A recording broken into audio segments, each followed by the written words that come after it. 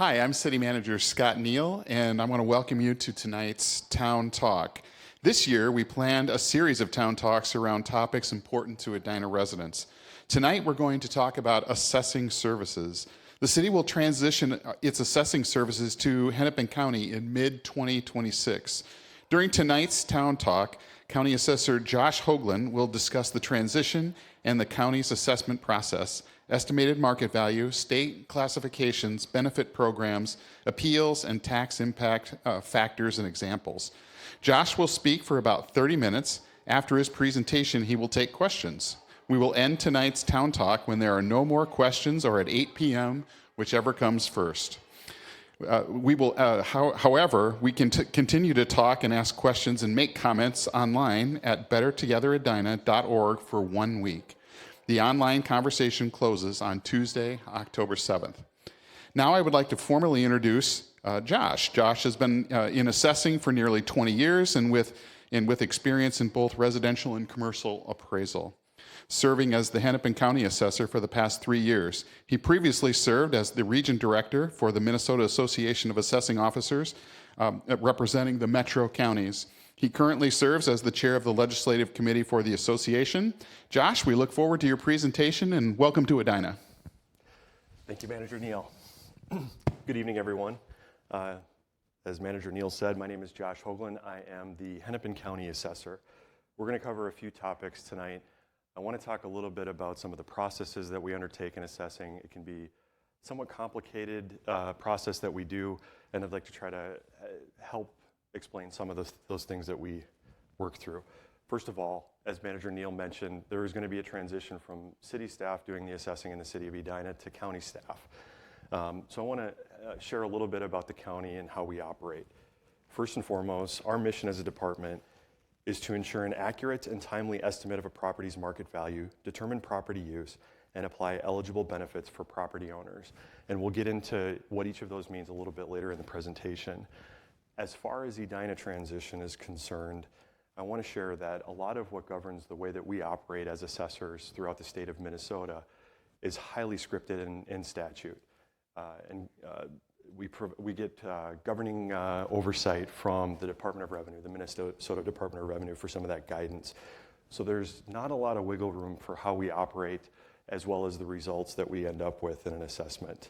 We also are committed to accurate results when it comes to a property's market value, as well as classification and administering property tax benefits. And we're also very, very committed to customer service and being responsive to taxpayers. In that regard, I do want to share a couple of additional details related to our department. We have a series of goals within our department that are important to us that we monitor and grade ourselves on an annual basis. And I want to share just a couple of those. The first and foremost is to ensure countywide statistical equity for assessments.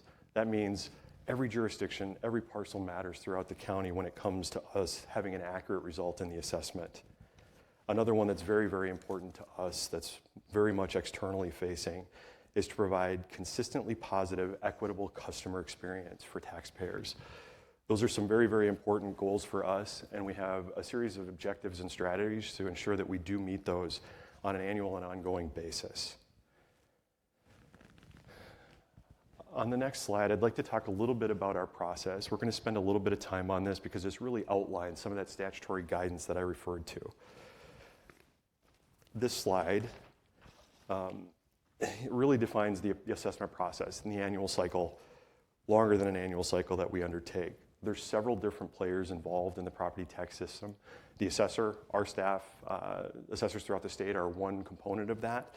We also have taxing authorities who determine tax levies and level of taxation.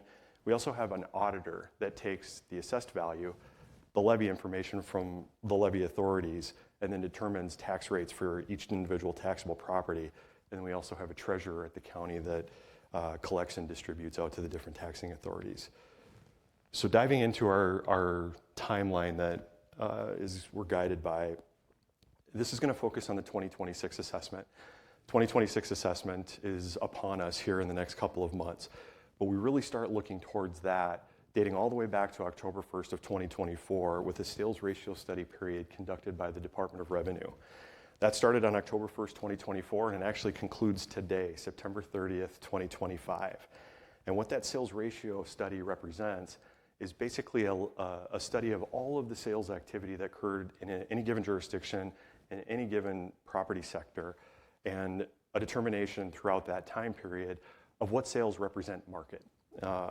Assessors have a pretty stringent list or set of criteria from the Department of Revenue in making those determinations.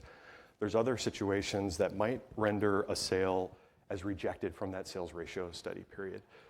Some of those reasons for rejection, probably one of the more prevalent is, for instance, new construction, meaning a property had some sort of improvement that occurred on it, and because of that, the sale may not represent the same thing that the assessment did. Therefore, it's rejected to ensure that we're comparing apples to apples. That ratio study is a means for the Department of Revenue to ensure that we meet their criteria as far as level of assessment. Additionally, in statute, we're required to value property at its market value as of January 2nd each year. And in doing so, we're trying to thread a little bit of a needle. We want to meet the grade of the Department of Revenue based on that sales ratio study period, and we also want to meet the market definition as of that assessment date, January 2nd. And I want to touch on a couple of factors that relate to that. The market value is defined within statute. I do want to read that. Market value means the usual selling price at the place where the property to which the term is applied shall be at the time of assessment, being the price which could be obtained at a private sale or auction sale if determined by the assessor that the price from the auction sale represents an arm's length transaction. And it goes on to say that forced sales shall not be considered. I wanted to read that to you verbatim from statute, because that definition of market value that guides us is largely unchanged since it was introduced into statutory language in 1905. So for 120 years, we've been operating under that same definition primarily. Moving on, after assessments are submitted, whether it be by city assessment staff or county assessment staff, it's reviewed at the county level to ensure that across the entire county, we're meeting the criteria that we need to in order to have an equitable countywide statistical assessment. Once that's fully complete, assessments are finalized, and then value notices are mailed out to each taxpayer, letting them know what the result of that assessment is. That happens in March of each year, and that's primarily to lead up to the appeal process that succeeds that process of mailing notices. Subsequent to that is the local Board of Appeal and Equalization process, or in many cities, an open book process. Those typically occur in the month of April, sometimes bleed a little bit into the month of May, but are primarily wrapped up within April. And that's because starting in June of each year, we also have a County Board of Appeal and Equalization, which is another level of that same appeal process conducted at the county level. And we'll get into a little bit more detail on those two items as we go further into this presentation. County Board of Appeal and Equalization has to occur after the second Friday in June. So typically it's going to be that Monday after the second Friday in June. And then once that's all finalized, that's when the assessment really is complete. Once the County Board of Appeal adjourns, the assessor's role is frankly done. There isn't a lot of areas where we can make a correction or really make a change. The assessment is for the most part locked down and stabilized, and it's now in the hands of the auditor to await those levy figures from the local taxing authorities. Once that's all wrapped up and the budget process is complete, we then conduct what's called a Truth in Taxation meeting and mailing. Truth in Taxation notices are typically mailed about mid-November.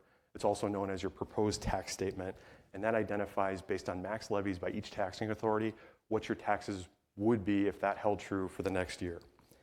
After all of that wraps up and final budget decisions are made primarily in December, that'll turn into the tax statement process.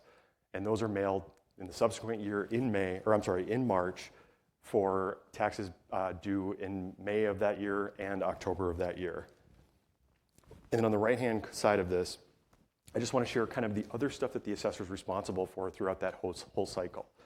Typically in the summer months, a little bit into the fall months, assessors are responsible for collecting data. There's kind of two major areas where we do that. We are required by law to look at every single property every 5 years.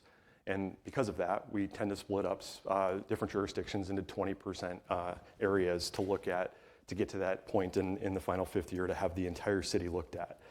We also look at new construction. Statutorily, assessors are responsible for identifying any new construction worth $100 or more and adding it to the assessment roll. So we're primarily looking at permits in those summer and fall months as well to try to identify any new construction that might exist at a property. Example of that might be a new deck that is built on a property. It could be something more major like a completely remodeled home, those sorts of things. And then once we get into the fall and early winter months, we're really looking at the statistical analysis of those assessments to ensure that we are finalizing those assessments in a way that's equitable, as I've already mentioned.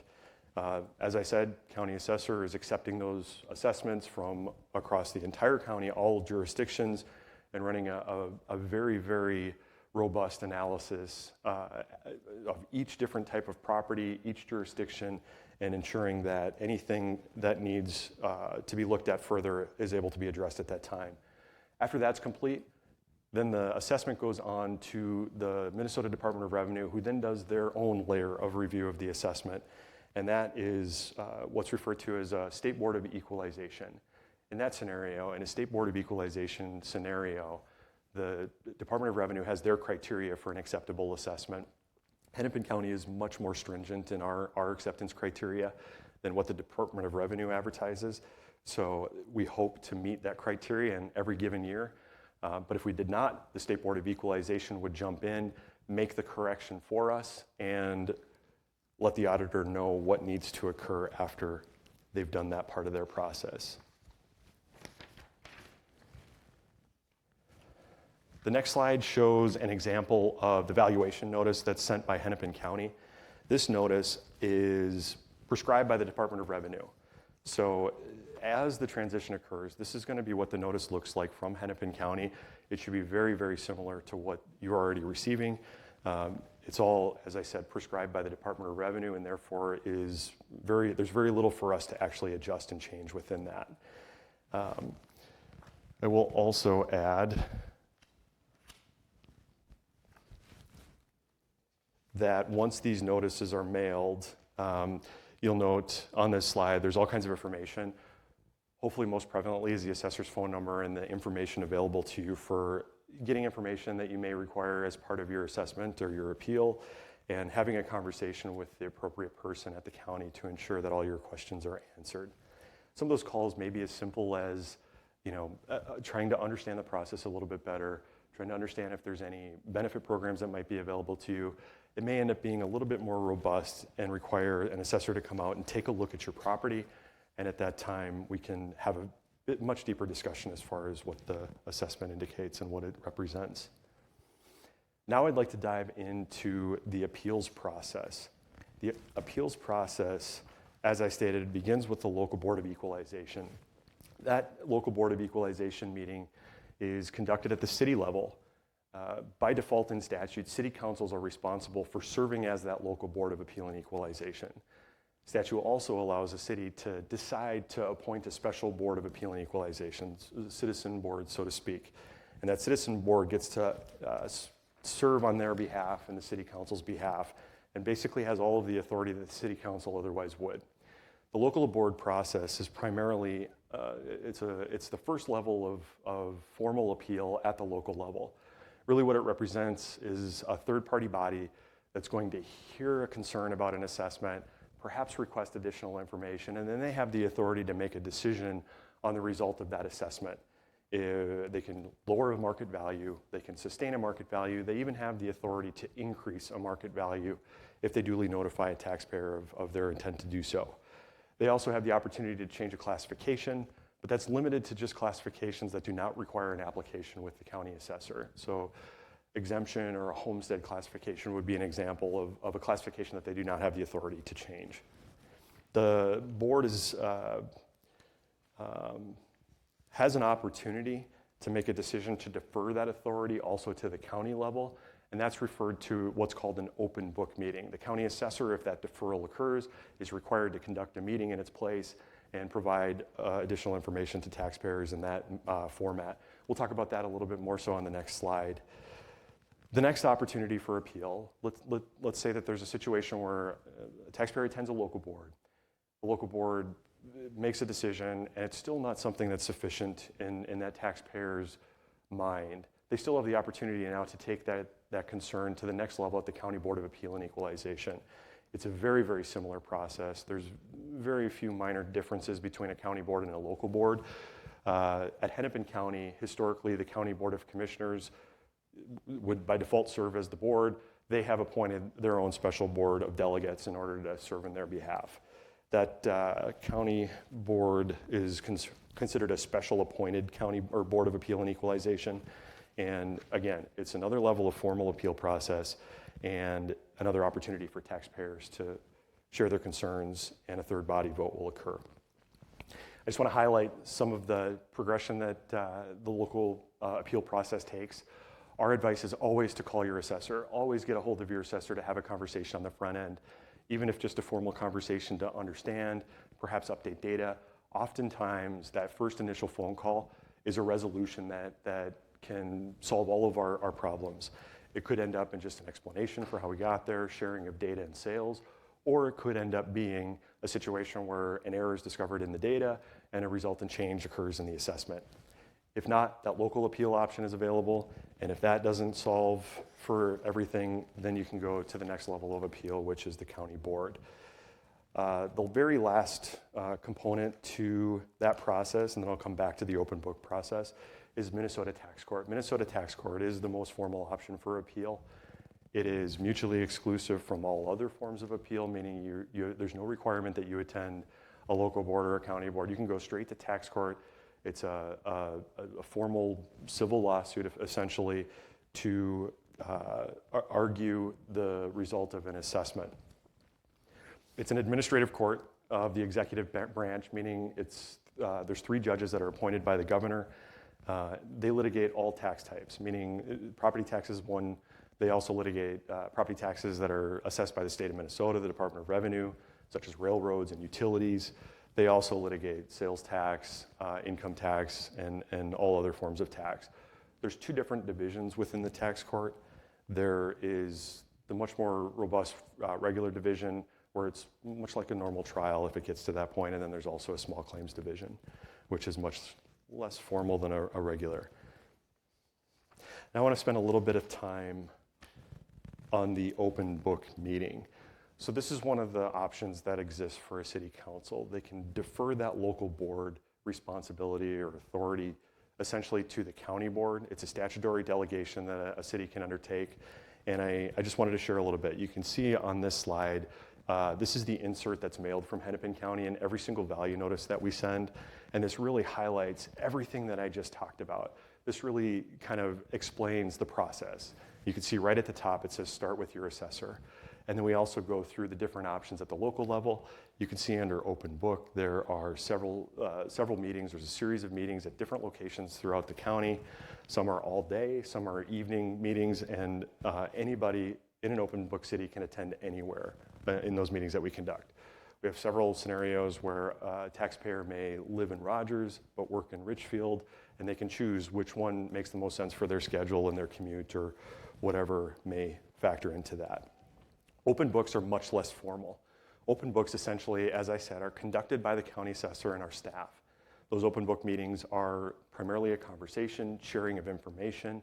I should state that the statute that states open book is from a time when we literally did the assessment in a book. That's the purpose of that term. Much of that data is much more readily available, whether it's online or we can work with you to get it to you a different way. There's greater accessibility in that there's all kinds of opportunity to meet with the assessor to gain information, gain knowledge, and share information. At the county level, if an appraiser goes out and does work on an open book appeal and it's not satisfactory to the taxpayer and they choose to go to that next level of County Board of Appeal and Equalization, we will assign a different appraiser to take a look at the property so that we have a new, fresh set of eyes looking at it in order to ensure that any other scenario or a different opinion might be able to take a look and see if there's something different that's resolved.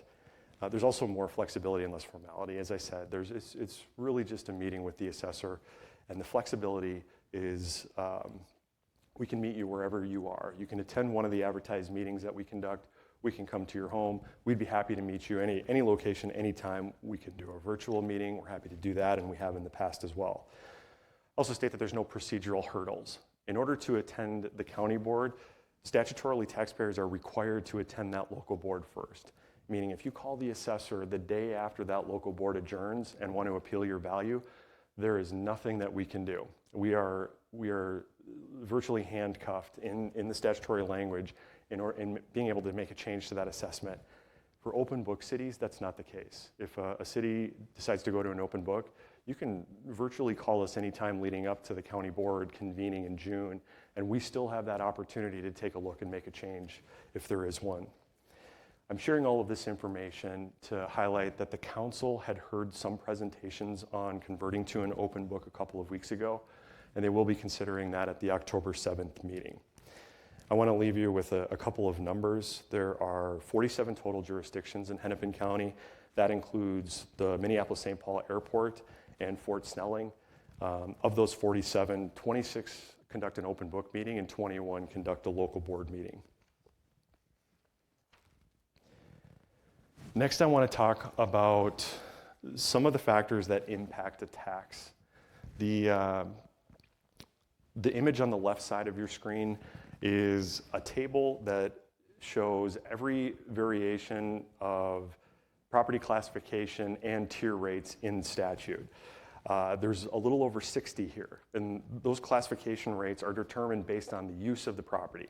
So if the property is used for commercial use, it's going to get a certain classification rate. If the property is used as a residence or residentially, it'll get a different classification rate. And assessors are responsible for identifying the use of the property and then coding it as such as far as the state classification. State classifications are important because they are directly tied to the classification tax rates that are applied to each market value of each property. There's several of these classifications that require an application, such as a homestead. There's a separate classification for homestead than non-homestead property, and those are benefit programs that would be submitted to the assessor for review and approval in order to change the classification. I share all of that because these are determined by the state legislature. These are policy decisions at that level that identify basically the state legislature's determination of how different property uses should be taxed. That's one major impact in the final tax bill.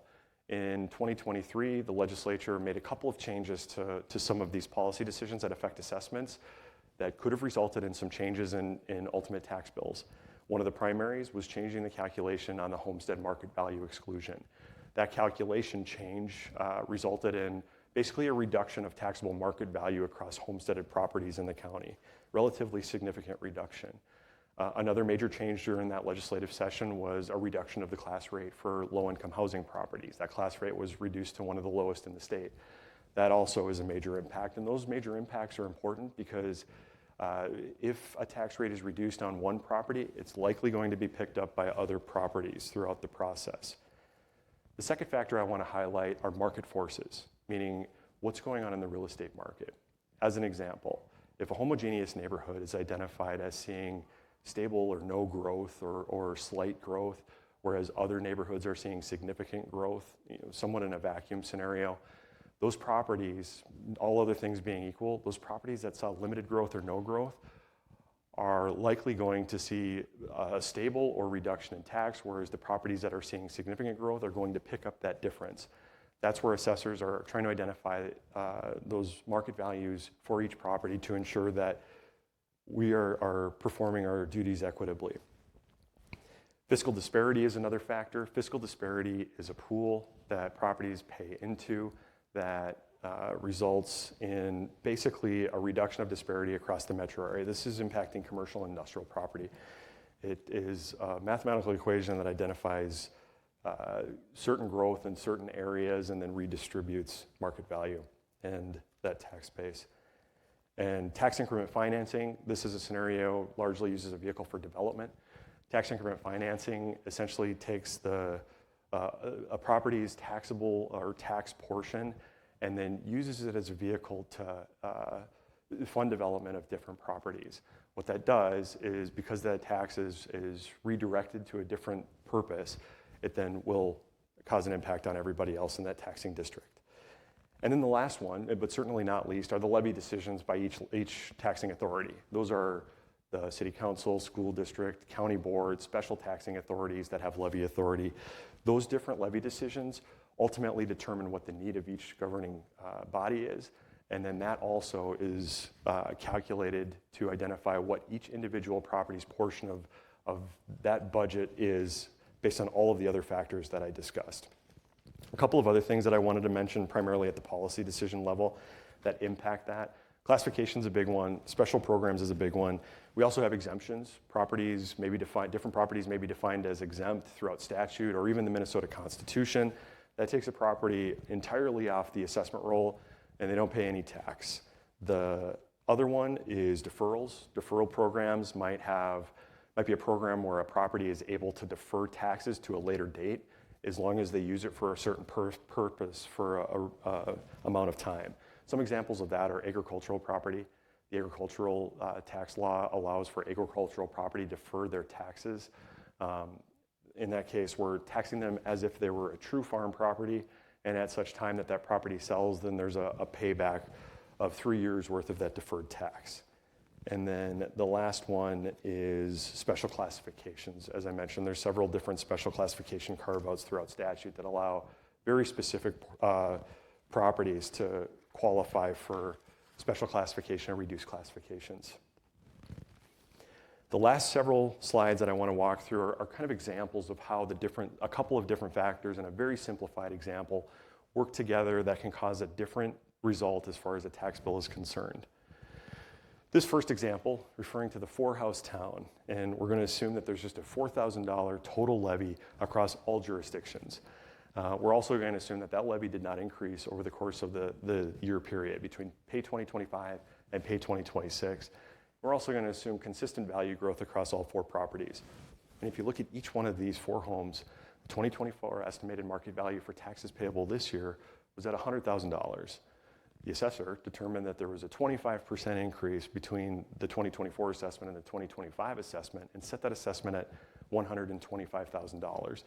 Each one of these properties saw a 25% increase in their valuation, but because they grew at a consistent rate and the levies were flat year over year, it resulted in no change in their final tax bill. The next example shows the same flat levies, but now we've introduced variable value increases. This levy began at $4,000. It remained flat at $4,000. We've got some value increases that are varying across the board. The first property you'll see went from $100,000 to $150,000, a 50% increase. Maybe there was new construction, maybe there were other factors that caused that to happen. You can still see our second property saw no growth. It was flat at $100,000 and a 25% increase and a 45% increase. And then if we look at the resultant taxes and the way that they were distributed across those different values, that property that went from $100,000 to $50,000, a 50% increase, only ended up seeing a 16% growth in tax. Property that saw no growth in value actually saw a reduction because their portion that they paid last year was now redistributed to the other properties that saw increases in their valuation year over year. And the last scenario introduces now a levy increase. Same variable value increases, but now we've increased the levy by $1,000. You can see same value changes on the left-hand column, but now that property on the top went from $1,000 in tax to $1,450 in tax.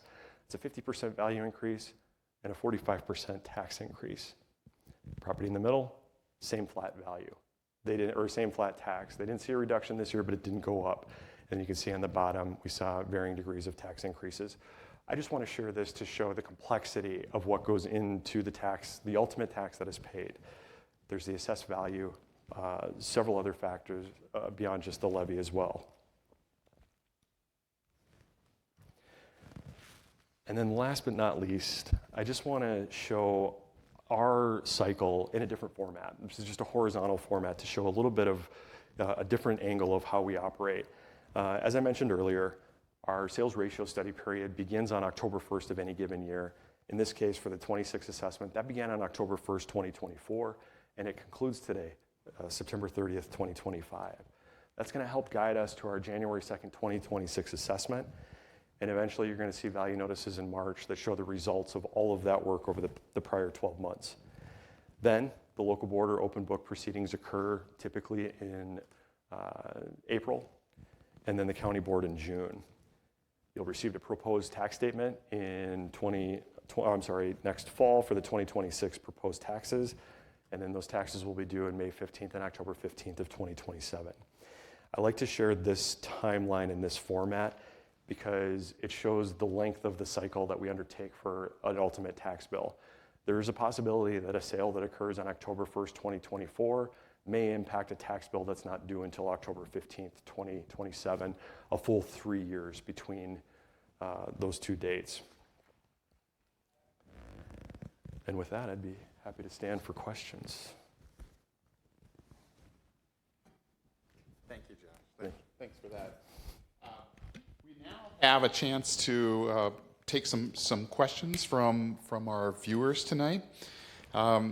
If you have a question, call 312-535-8110 with access code 2688-835-4797 and password 5454. There's no attendee ID number. Press *3 on your telephone keypad when you are ready to ask a question. Jennifer Benarat, our assistant here tonight, will mute your line and place you into the queue until it's your turn to speak. Do we have any callers today? We don't have any callers, but I do want to point out that the access code that's on your screen is correct. It's 2866-835-4797. Because there is a slight delay in the broadcast, I'd like to wait a minute or so before moving on, giving people time to call in if they're trying. And I will let you know when I have a caller or when that minute is up, whichever's first. Thank you for this presentation tonight. It was very interesting. We do have a complex property tax system in this state. Before I worked in Minnesota, I spent the first 2 years of my career in Tennessee and then my next 6 in Iowa, both which were mill rate states when that happened. And it was a much easier taxing system to explain to residents about, because there really are just 3 factors in that whole system. But in our system, there are a lot of factors, right? That's correct. We have, as I said, over 60 classifications, and I think the next closest state is just shy of a third of that. Yeah. And even when we're talking about taxes in the 16 square miles of Edina, there are, I think, 12 different combinations of county, city, school, watershed district, all different kinds. There's a dominant one. It's Minnehaha Creek, watershed district, Edina School, City of Edina, and Hennepin County, and then all of the smaller ones. But there are other factors here that it makes it difficult for us to even estimate what our taxes might be for a change coming up. Yeah, and some of those taxing lines may exist throughout a neighborhood, meaning your taxes may be different in their calculation than somebody across the street. Right. Sometimes if it's a different city or different school district, although all those may have an impact on the result. Right. Jennifer, what do you think? I don't have any callers. Well, we're at the end of our presentation tonight. That's all we've got. As a reminder, you can continue to ask questions and make comments about assessing services online at our bettertogetheredina.org for the next week. The online conversation closes on Tuesday, October 7th. Our next Town Talk will be Wednesday, October 8th on the topic of affordable housing. 2 more will follow later in the year. If you have any ideas for Town Talks in 2026, please let me or any member of the city's communication department know. Thank you for joining us tonight, and have a nice evening. And thank you, Josh, for joining us tonight. Thank you.